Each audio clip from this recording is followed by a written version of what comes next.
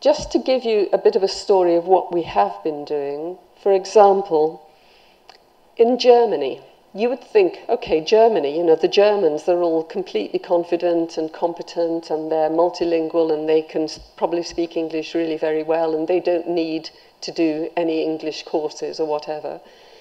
But in Germany, in the federal state of Saxony, they realized that if they introduced a really good assessment program to their middle school students, so this is starting at middle school, they would give them a real fighting chance when they came through at grade 12 to get into the higher education space.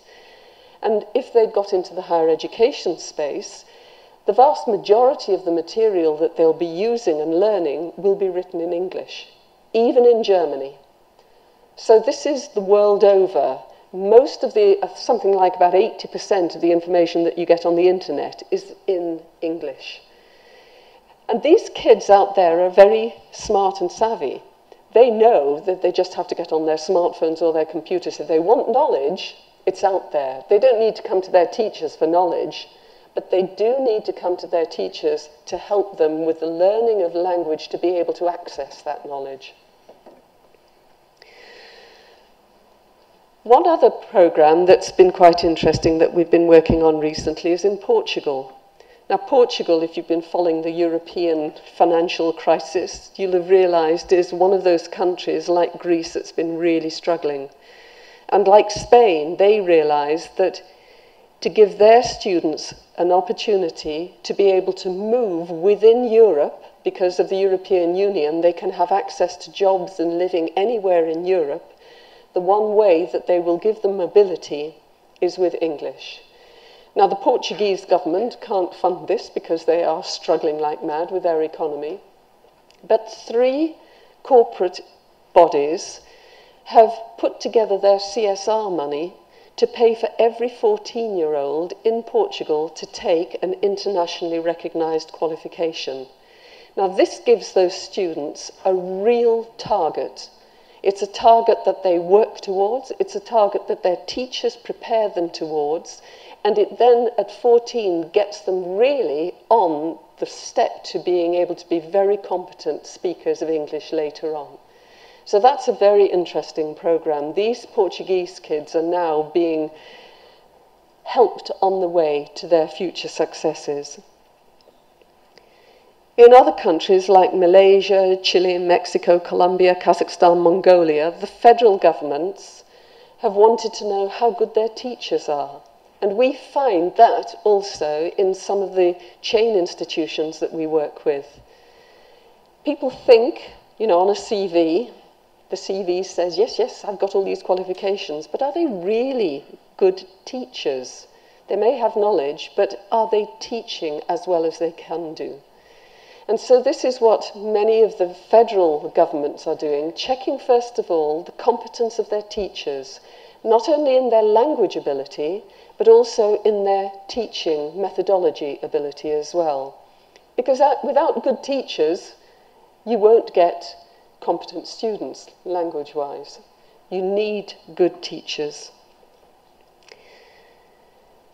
The other thing that's very important is understanding that nothing is a quick fix.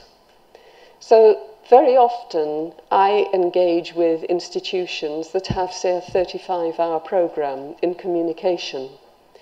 A 35-hour program in communication is absolutely fine if you're talking about communication in the sense of how to give a presentation, how to put a PowerPoint together, how to use body language, how to project your voice.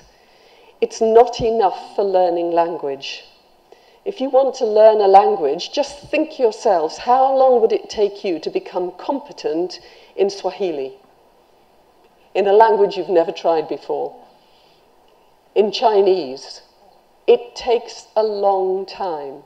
It takes typically something like about 120 hours to move from one level to the next. So that's an awful lot of language learning. And if you want to put your programs together, you don't have time to do that within the engineering colleges, for example, because the focus is on engineering. but you have to encourage students to become self-learners. So they go outside and get their own sources of inspiration and language outside the classrooms as well as inside, so that it can enhance their language learning programs.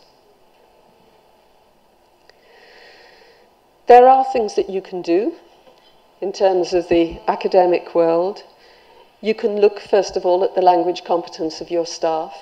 You can also look at the curriculum to see, is that communication module that we have the right one for our students? It may be for some of them. If you have a mixed group of students, so you have some who are really very competent, they've been in good English medium institutions before they've come to you, or schools before they've come, it may be that that 35-hour program is absolutely perfect for them. But there may be another group of students that you have who have only studied in the vernacular medium, or who've been to very second-rate English medium schools, who need a language training program before their language competence is good enough to move on to your 35-hour communication program. So you need to look at what you have in your curriculum and how you are approaching communication. You need to look at your materials, what you're using, and I think you need, as my colleagues on the panel have said, you need to try to impress upon the students that they can't leave it until the last minute. While they're with you in the colleges, they have a 3, maybe even a 4-year program, period of time, in which they can do the best they can to get to that point that when they come in front of these guys, they will be able to say, I've come here because I really want to work for this company. This company is the one that has astounded me in all of the literature that I've read about it. It's the one that I really have a passionate about, and instead of, I just want to work and sit with you. So there are things that you can do. We're here definitely to help, because certainly from Cambridge, it really is our mission to help support anybody who wants to do the very best in the world. Thank you.